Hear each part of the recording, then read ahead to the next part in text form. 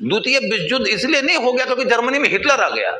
Germany में Hitler नाम का व्यक्ति यदि पैदा ना होता, यदि नाजी पार्टी की सत्ता स्थापित ना होती, तो भी द्वितीय विश्व युद्ध होता, मे भी कि 10 साल के बाद होता। जर्मनी के साथ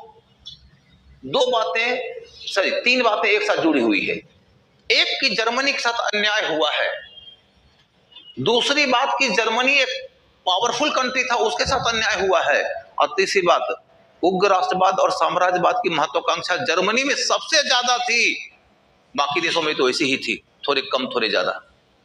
तो जब उग्र राष्ट्रवाद और साम्राज्यवाद की महत्वाकांक्षा की बीमारी का निराकरण नहीं निकालोगे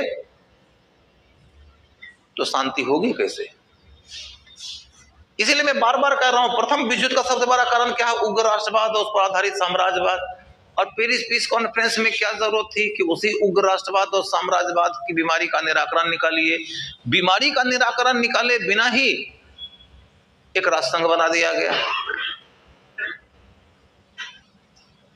और बीमारी का निराकरण करने की कोई बड़ी मंशा नहीं है। लोकार्नो पैक्ट हो जाता है, डावोस की परियोजना हो जाती है, ये सब भी बेसिकली लार्जर पर्सपेक्टिव में देखोगे तो तुष्टीकरण के ही उदाहरण है कि हम आपको थोड़ा थोड़ा दे देते हैं।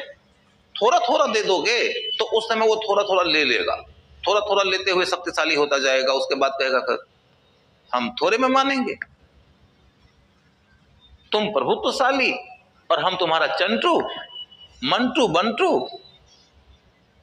हम भी प्रभुत्वशाली बनना चाहते हैं, हम तो तुमसे भी ज्यादा प्रभुत्वशाली बनना चाहते हैं, और फिर युद्ध शुरू हो जाएगा।